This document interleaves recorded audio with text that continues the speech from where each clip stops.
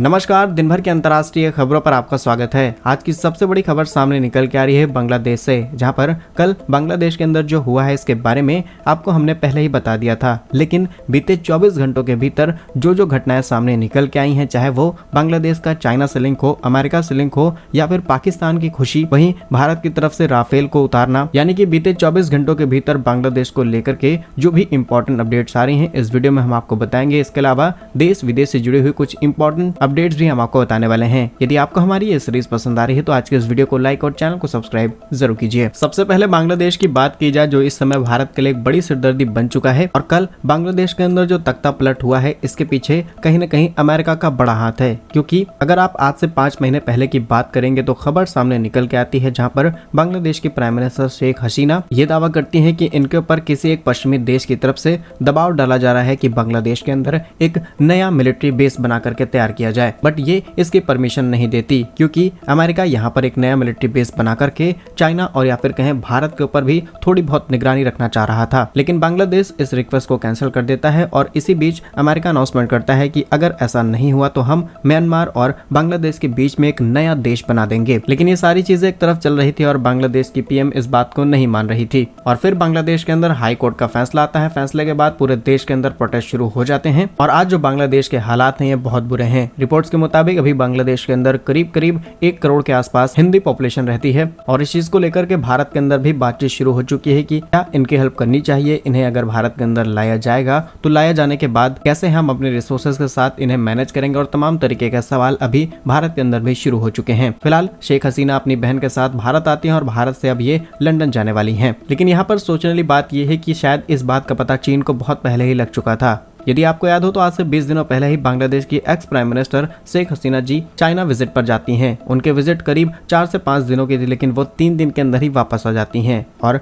मुद्दा यहाँ पर यह था कि ये चाइना से करीब $5 बिलियन का लोन लेना चाहती थी। चाइना ने इस बात को रिजेक्ट कर दिया और चाइना ने सिर्फ इन्हें $100 मिलियन का लोन दिया। इसी बात से गुस्सा होकर के ये अपने देश वापस लौट आती हैं। लेकिन हैरानी की बात यह है कि चाइना जहाँ एक तरफ बांग्लादेश के अंदर कब्जा करना चाह रहा था और शेख हसीना लगातार कॉन्ट्रैक्ट्स पे कॉन्ट्रैक्ट भारत के हाथ में सौंप रही थी। First of all last year एक बड़ा इंफ्रास्ट्रक्चर प्रोजेक्ट भारत और बांग्लादेश के बीच में सेटअप किया जाता है, जहां पर भारत से हाई स्पीड डीजल बांग्लादेश के अंदर एक्सपोर्ट किया जा रहा था। दोनों ही लीडर्स इस प्रोजेक्ट का इनॉग्रेशन करते हैं और यह प्रोजेक्ट सक्सेसफुली तैयार हो जाता है। इसके बाद तीसरा वाटर डिस्प्यूट को लेकर के भी प्रॉब्लम सॉल्व हो रही थी। मोंगला पोर्ट भी भारत के नाम हो चुका और तमाम bridges and infrastructure project Bharat की हेल्प से बांग्लादेश के अंदर सेटअप किए जा रहे थे। तो ऑलरेडी चाइना इस बात से नाराज हो चुका था। वहीं यूएस ने बांग्लादेश में मिलिट्री बेस की डिमांड की तो बांग्लादेश ने भी इसे कैंसिल कर दिया। और अब जो भी एक्सपर्ट्स इस बात का खुलासा कर रहे हैं कि ये जो बांग्लादेश के अंदर हुआ है इसमें अमेरिका का हाथ है। अगर आप ऐसा सिमिलर केस देखेंगे तो कुछ ऐसी सिचुएशन आपको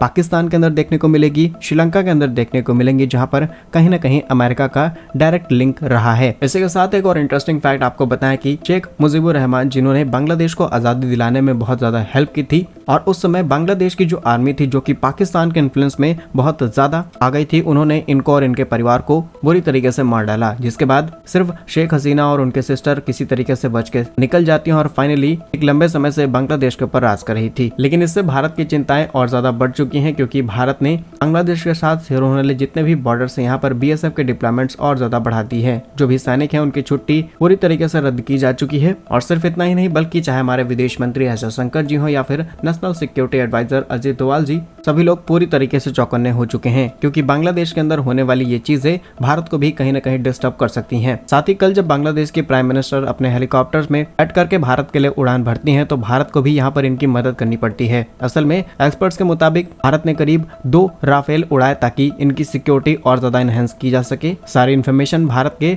वायु रक्षा कर्मियों को पता चल गई, भारत के अंदर आने की परमिशन मिली, तब जाकर के ये भारत के अंदर एंटर कर पाई हैं। इसी के साथ सवाल खड़ा होता है कि चीन किस तरीके से भारत के पड़ोस में लगातार अपना कंट्रोल बढ़ाते चला जा रहा है। फिलहाल बांग्लादेश के अंदर जो हुआ इसमें अमेरिका काफी ज्यादा इन्वॉल्व है, लेकिन इसमें चीन का भी एक बड़ा हाथ है। आज चीन किस तरीके से बांग्लादेश, पाकिस्तान, म्यांमार हर जगह पर अपना कंट्रोल बढ़ाने में लगा हुआ है। लेकिन इसी चीज को लेकर के पाकिस्तान से भी रिएक्शन आने शुरू हो चुके हैं, जहां पर पाकिस्तान का कहना है कि अब पुराने जैसे हालात हो जाएंगे। अब हम खुल करके बांग्लादेश को बांग्लादेश नहीं बल्कि कुछ समय बाद इसे पाकिस्तान बोल सकते हैं। अब इस बात में कितनी सच्चाई है या फिर नहीं, आने वाले समय में पता चल पाएगा कि बांग्लादेश के अंदर अब किस तरीके की गवर्नमेंट बनाई जाती है या फिर गवर्नमेंट नहीं बनती है और पूरा कंट्रोल मिलिट्री का रहेगा।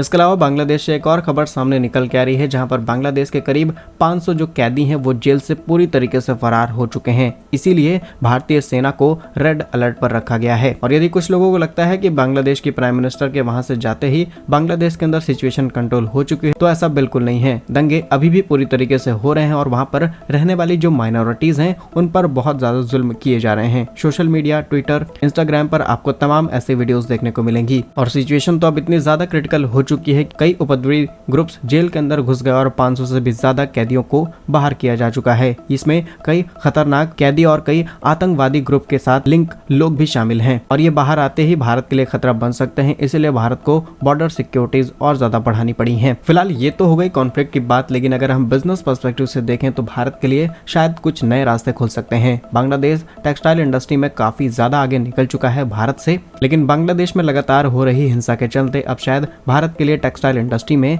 नए रास्ते खुल सकते हैं, क्योंकि बांग्लादेश हर महीने करीब 3.5 से 3.8 बिलियन US$ का टेक्सटाइल एक्सपोर्ट करता है। और कई इंटरनल सर्वेज इस बात का खुलासा कर चुके हैं कि बांग्लादेश के अंदर फैली अशांति के चलते जो भी इनके अंतर्राष्ट्रीय खरीदार हैं ये अल्टरनेट की तलाश कर रहे हैं। अल्टरनेट तलाश के तौर पर चीन सामने निकल के आ सकता है, वियतनाम भी काफी बड़ा टेक्सटाइल एक्सपोर्टर है, लेकिन ऐसे में भारत पर भी नजर है। फिलहाल एक्जिमपीडिया की रिपोर्ट के मुताबिक साल 2022 में भारत का जो टेक्सटाइल एक्सपोर्ट था करीब 16 बिलियन US$ का था। और अब जो भी इंटरनेशनल कंज्यूमर्स हैं अगर ये अल्टरनेट की तलाश कर रहे हैं तो भारत के लिए नए रास्ते हैं। भारत को अब नई फैक्ट्री सेटअप करने की जरूरत है। जल्द से जल्द हम मास लेवल पर प्रोडक्शन करें और डायरेक्टली इस ऐप को आसानी से फुलफिल कर दें, जिससे भारत की टेक्सटाइल इंडस्ट्री को फिर से बाहर लाने का मौका मिल सकता है। असल में भारत की टेक्सटाइल इंडस्ट्री को बर्बाद करने के पीछे भी चीन का हाथ है। जहां एक तरफ बांग्लादेश टेक्सटाइल इंडस्ट्री में बहुत अच्छा परफॉर्म कर रहा है, लेकिन उनका जो रॉ मटेरियल है वो डायरेक्टली चीन से आता है, वो भी चीन से जिस प्राइस पर आता है उसे शायद दुनिया का कोई भी देश इस कीमत पर एक्सपोर्ट ना करे। और इसीलिए उस टेक्सटाइल के फाइनल प्रोडक्ट बनते हैं, दुनिया भर में एक्सपोर्ट किए जाते हैं और सीधे सीधे